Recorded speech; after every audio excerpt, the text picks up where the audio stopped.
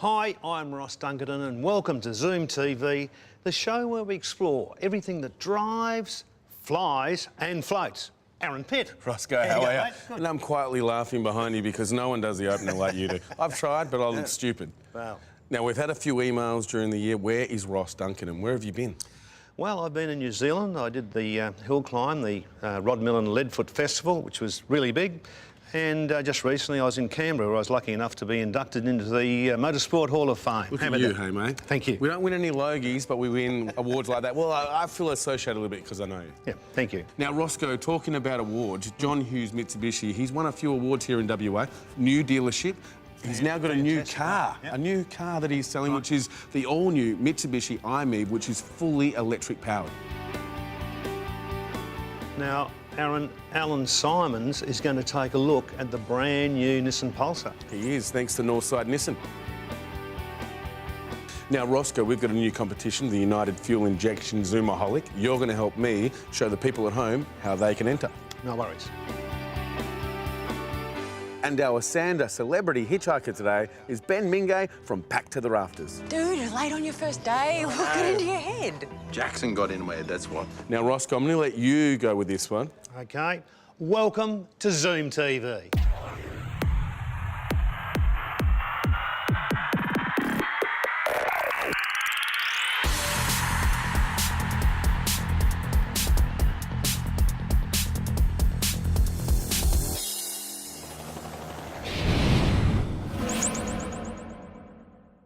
Once upon a time, we humans didn't have much choice but to walk or run to get from A to B.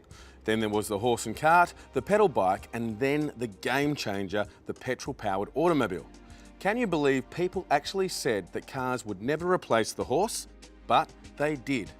Now we have what has to be the biggest test of all petrol junkies, and what can only be described as the start of a very new era in the automotive industry, the full electric-powered car. And like the horse had passionate supporters that believed evolution would never make them a redundant means of transport, the electric vehicle stirs up similar debate. And so it should, because most of us know little, if anything, about the electric vehicle. So today, thanks to John Hughes Mitsubishi, we're going to take a step forward in time and imagine just what an electric vehicle could be like. But we don't have to, because this is the Mitsubishi i-MiEV. It is a full electric vehicle and it's available for you to buy right now. And it will cut off your dependency on petrol completely. But petrol heads, before you look away, let me help you make an educated decision. The i-MiEV is not a big car on the outside or on the inside. Well, that is what you would be thinking if you were thinking petrol. The i-MiEV is built to be efficient, is built to save transport costs, and is built to get you from A to B every day without ever having to stop at a petrol station. Now, to do this, you would have to be conscious of size in its design. Now, it's easy to see that Mitsubishi, with their compact electric vehicle, have focused on brain above brawn to produce a car that will propel you without the need of a single drop of petrol. Now, that is pretty cool. Even though the i-MiEV is smaller than most of the cars on the street today, it still comes with the important features to ensure you enjoy driving it and, of course, stay safe. You get 6 airbags, electric windows, power steering, and stereo system with full Bluetooth integration. Now, the i-MiEV will give you about 150 k's per charge, and the great thing is you can charge it at a quick charge station to about 80% capacity in 30 minutes. And don't go thinking to yourself it's going to be 150 k's of slow, sluggish driving, because this little thing, for a battery on wheels, is very, very zippy. One of the most impressive things about the i-MiEV is the savings you'll make on running costs. Just let me explain. If you drove 50 k's a day, 5 days a week, and your current car consumed 10 litres of petrol per 100 kilometres, you would consume on average 25 litres of petrol a week. Going on the average price of fuel today, which is $1.45 per litre, you could save around $2,000 per year. Later in the show, we take a closer look at the all-electric i-MiEV thanks to John Hughes Mitsubishi. I tell you what, it's great to see a car that's so good for the environment. After the break, thanks to Northside Nissan, Alan checks out the Nissan Pulsar. That's up next on Zoom TV.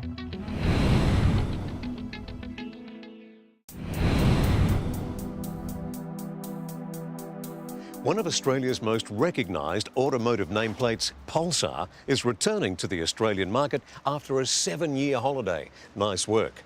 Today, we've been invited to Northside Nissan for a close-up look of the new Pulsar. Over 1 million Australians have owned a Pulsar. The new Pulsar has a lot to live up to. It has to maintain its reputation for reliability, spaciousness and affordability. The new Pulsar boasts all of that, along with higher responsiveness, standout fuel economy and a striking contemporary design. With its innovative technology and uncompromised sophistication, Nissan is telling us it's bigger and better than ever. So what do we gain from the new Pulsar from first impressions? Well, it looks good. If you're after the most interior acreage for your money, the Pulsar will serve you well. And it's got plenty of gear in a very robust package. The build quality is obviously very good. The soft touch dash raises the quality a notch inside the Pulsar, and the switches and instruments of typical Nissan are cut above the rest. The leather upholstered seats are comfortable for long journeys, and as mentioned, there's plenty of legroom front and back. The Pulsar TI is the flagship of the range, and it comes generously equipped. There's Bluetooth phone and audio connectivity, USB audio input, cruise control, keyless entry and ignition, trip computer, sat-nav, reversing camera, dual zone climate control and xenon headlamps. Pulsar's boot is positively huge at 510 litres. It's very wide and very deep. And there's a handy little pass-through for larger items like fishing rods and tent poles. OK, let's take the new Pulsar for a drive. The 1.8-litre naturally aspirated 4-cylinder petrol engine gives us 96 kilowatts and 174 newton metres. There are no annoying squeaks to be heard, and good sound and vibration suppression. Wind noise is also hard to detect. The tuned suspension soaks up bumps and uneven road surfaces easily. It's easy to drive and easy to park. The new Pulsar feels quite nippy around town and solid on the open road. It's built for comfort, not for speed. But having said that, fuel economy figures are an astonishing 6.8 litres per 100 kilometres. That really is amazing. The return of the Nissan Pulsar brings value for money, reliability, roominess, comfort and economy. And there's more good news on the way. Here's dealer principal of Northside Nissan, Richard Hughes. So apart from the ST and TI, which are fantastic cars, I hear there are a few surprises on the way, Richard. There are. We're really looking forward to the new model hatch coming out, which not only will be available in ST and TI, but we'll also be getting the all-new Triple S. The Triple S is a vehicle that is well known in Australia for having its performance pedigree and history. And we should touch briefly on the pricing. I mean, these are very good value for cars, aren't they? They are. Currently, you can buy a Pulsar from $29.90 drive away. It's the new campaign from Nissan. It represents excellent value for money. As Nissan originally, what they decided was they wanted to put more into the car for less. Well, they're lovely cars. Congratulations. Thank you. The Pulsar is destined to sell up a storm. The best place to see the all-new Pulsar is at Northside Nissan, Berryman Drive, Wangara. Go to northsidenissan.com.au or follow the links from Zoom TV. Now, I brought Mr. Ross Dunkerton down to our local park in the Zoomobile to actually have you on as a United Fuel injection Zoomaholic and show everyone at home how simple it is. Easy. Are you up to the challenge? I am. Okay, now before we start... 60 seconds. 60 seconds. Right. Now, before we start, just a couple of rules. You can't use music in the track or in the actual 1-minute segment that you do not own rights to. You can sing, or you can actually get a friend that's got a band to actually give you some music and use that. That'll be cool. Okay, mate. Okay. Now, this is the car you normally use when you come to Perth. It is? Okay. Yep. I want you to take me through it. Let's make a Zoomaholic segment. Okay. Okay. Okay, ready, Roscoe? 3, 2, 1. Action. I'm Ross Dunkerton and this is my car. This is the fabulous Hyundai i20. Now, if you don't own one of these, this is what would be happening to your wallet. You didn't say you're going to do stunts. This is a great little motor car, and the reason why it's economical, it has got everything. It's got power windows, it's got traction control, it's got chumpa, it's thousands of things you've got. And one thing that's really important is, of course, the resale value. Every Sunday I get the newspaper out and have a look and say, oh, my car is still worth this amount of money, and you will know that you will get resale on the mighty i20. Everybody drives them. They're a good looking thing. Have a look at this. Just the style of it is absolutely fantastic. I reckon they do the JOB. As far as driving position goes, fantastic. I can't really get inside because it needs a bit more technical. Cameraman, come in, that's it. How good is this in here? It's fantastic. It's just, all the console is nicely laid out. It's got the fabulous radio, air conditioning, of course. It has got the lot. That's why I love this car. So there you go, it's that simple. To get involved or to find out more, go to zoomtv.com.au and follow the links to the United Fuel Injection Zoomaholic. Now, after the break, I'm back with the Mitsubishi i-MiEV to tell you a little bit more about it. That's up next on Zoom TV.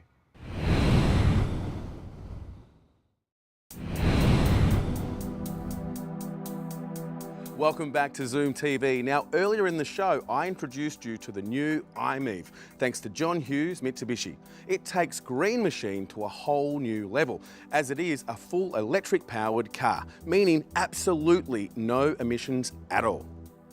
The i-MiEV only needs 8 hours to reach fully charged, so you can charge it overnight at home using your standard 240 volt power supply, or when you go out you can use one of these. It's a charging station. They're popping up everywhere. And what I love about the i-MiEV is it captures the regenerative braking power and converts that into energy. So every time you slow down or brake, you're actually charging the battery. How cool is that? The i-MiEV comes, like all cars do, with some unavoidable running costs, like servicing. But Mitsubishi has helped you understand these costs a lot better by giving you cap price servicing. Plus you get a 5-year new car warranty and roadside assist. It's a smart car, sure. I mean, it's not a car that's been designed with extravagant extras to get you to buy it. It's just plain and simply a car designed to get you from A to B and reduce your running costs. I mean, Mitsubishi have designed the i-MiEV without apology. It's just a car that's going to save you a lot of money.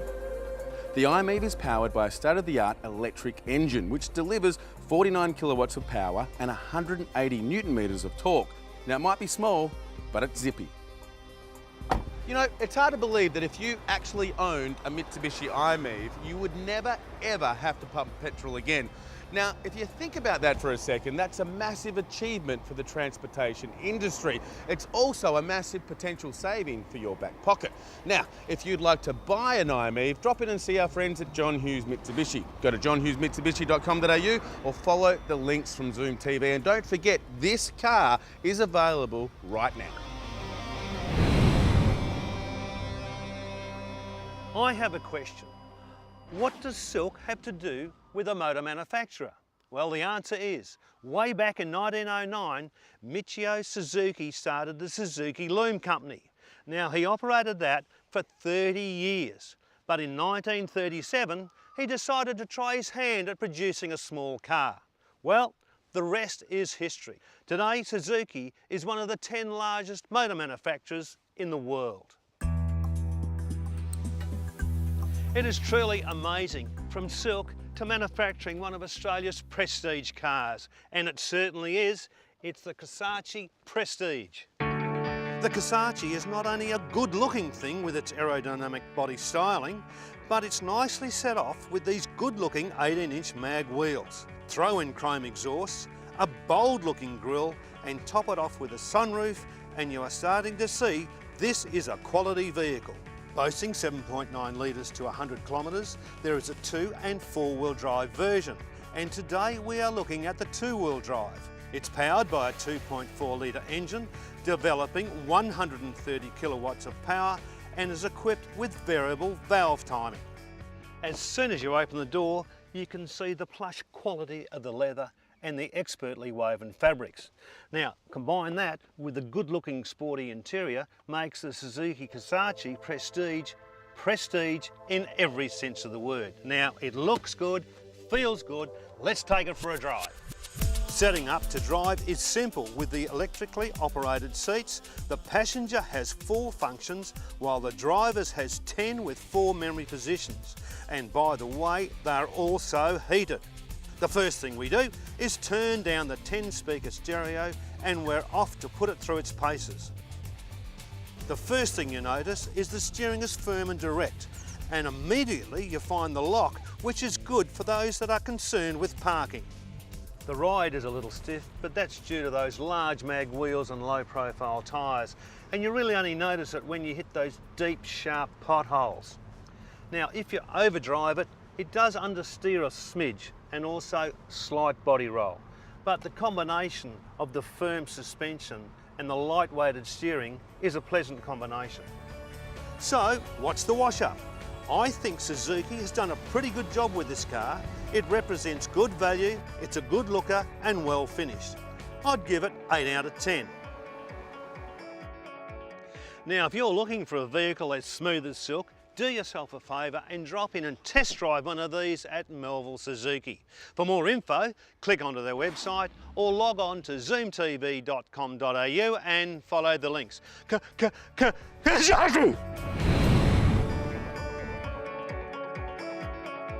If you're looking for the place to improve your diesel, get into United Fuel Injection. They can diagnose, analyse and repair your diesel, and best of all, they guarantee a fast and efficient turnaround. With the best technicians, state-of-the-art equipment and experience, talk is cheap at United Fuel Injection. To improve the performance and power in your diesel, log on to zoomtv.com.au and follow the links through to United Fuel Injection.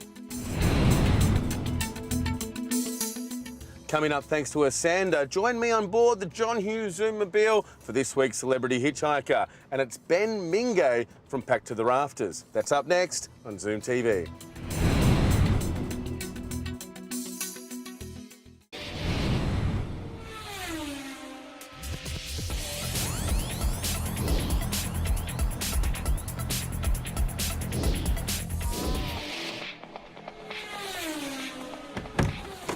Ben Mingay, how are you? I'm good, bud. I'm good. You're a good Aussie bloke. Look at you.